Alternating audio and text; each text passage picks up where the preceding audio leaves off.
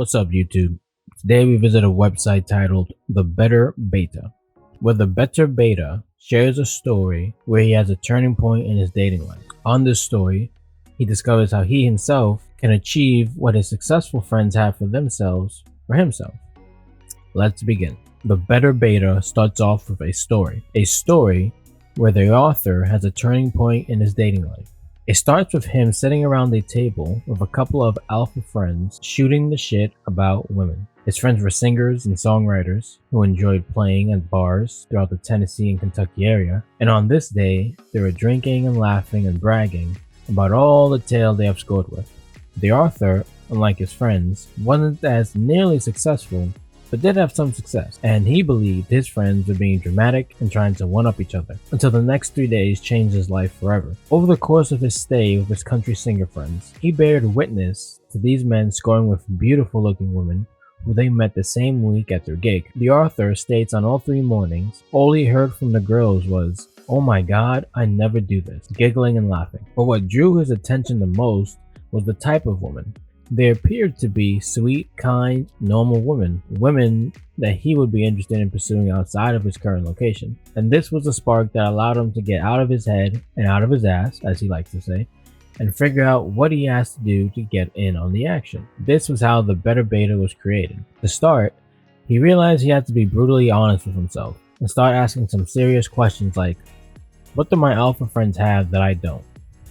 And he thought about this, and he realized both men were in great shape and decent looking. Because they were musicians, they were used to the spotlight and were comfortable in social interactions. They were funny and able to hold their liquor. As well, these men knew how to treat ladies with respect. He concluded they were a balanced mix of bad boy and country gentleman, something women would find exciting and irresistible. Okay, well, what do I have that they don't? And to this question, he realized, well, doesn't really matter to what I have that they don't, because what I have isn't really helping me. Moving on. Am I wasting my time trying to change? He understood he didn't want to become them. He simply wanted to enjoy the success they had with women. So he had to come up with a way of achieving the success without having those traits, but would do it in a way that displayed his version of good looking, sexy, and exciting. And so this is the part of the story where things take a turn. It dawned on the author that women are attracted to men who take control and achieve social status. Being an expert in strategic marketing, he decided to spend time getting involved with and attending happy hour at his local chapters of the American Marketing Association and Society for Visual Communication. He worked his way up to a leadership position in both groups and realized his power and influence brought about the same type of attention from women that his friends got at their gig. It also helped that he started to work out and watch his diet, which led him to losing weight. The display of status, influence, and power all helped achieve his goal of success. So what did he learn? You can't just become someone else, but you can have what someone else has. You just have to go about it differently.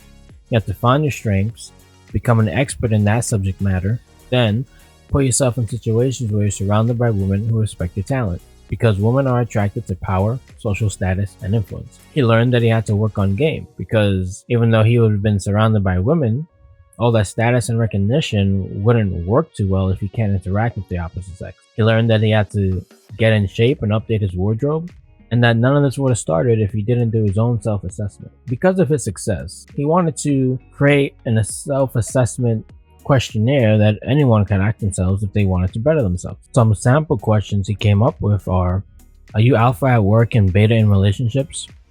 Well, how do you explain the disconnect? Are you generally beta at work and home? What keeps you from manning the fuck up?